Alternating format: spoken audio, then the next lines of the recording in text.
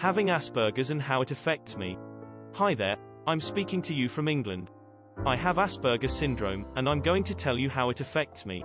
I find social situations tricky, small talk especially confuses me, and I can see it hard to understand people's body language and tone of voice. This can make me come across as rude or uninterested when I'm just struggling to socialize with others. I like routine, and I like to know what will happen. This can make me seem inflexible to others, but it makes me feel more comfortable knowing what to expect. I have a very literal way of thinking, so if you say something like, "That went over my head," I'll picture you with something over your head.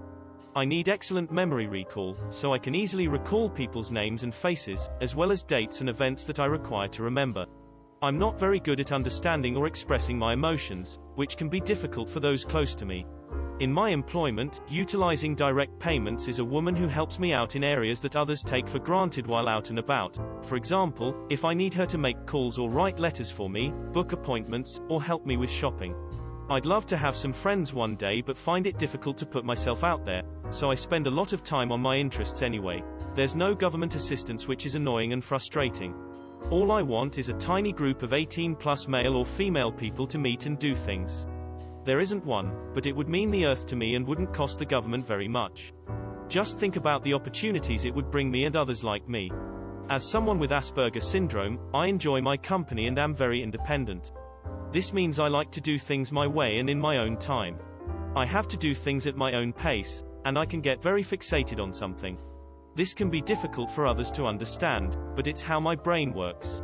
I find social situations very tiring, so I need to take time out for myself to recharge my batteries. This doesn't mean that I don't want to socialize, it just means that I need to do it in a way that works for me. This support is vital to me as it allows me to access the community and live a relatively independent life. Regarding employment, I find it challenging to work in an environment where there is a lot of change happening or where there is too much noise. I prefer more predictable roles where I can work independently or in a small team. Unfortunately, I'm unable to work due to Asperger's, and how getting on with others can be difficult for me. Turn-taking is a nightmare, knowing when I can talk in any conversation, so I often end up talking over people, or not at all. This causes a lot of anxiety for me, and others get frustrated with me, making the anxiety worse. It's a vicious circle. I'm interested in a limited number of themes and can become fixated on them for long periods. I have a lot of energy and talk while watching TV, which can annoy others. The same occurs at the cinema with others around me. However, I don't mean to, I can't help it. This can make me feel overwhelmed and anxious, which is challenging. I find it hard to concentrate in noisy environments, and smells can be overwhelming too. A man called Hans Asperger first identified people like me in the 1940s. Since then, we've been better understood. However, many individuals like me with Asperger's syndrome are now diagnosed with autistic spectrum disorder.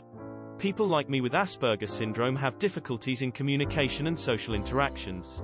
People with Asperger's syndrome like myself may have difficulty comprehending and expressing their emotions, which can be emotionally draining for those close. Like I do, people with Asperger's syndrome may have difficulties communicating and comprehending non-verbal communication such as body language and facial expressions. There is no cure for Asperger's syndrome, but there are various interventions and support options available to people who live with the condition. Lorna Wing was a British psychiatrist who, in the 1980s, introduced Asperger's syndrome to the world. I hope this gives you a better understanding of what it's like to have Asperger's syndrome and how it affects me. If you know someone with Asperger's syndrome or think you might have it yourself, please remember that we're just like everyone else, we're just a little different. Thanks for listening to me, and I hope this gives you some insight into my world.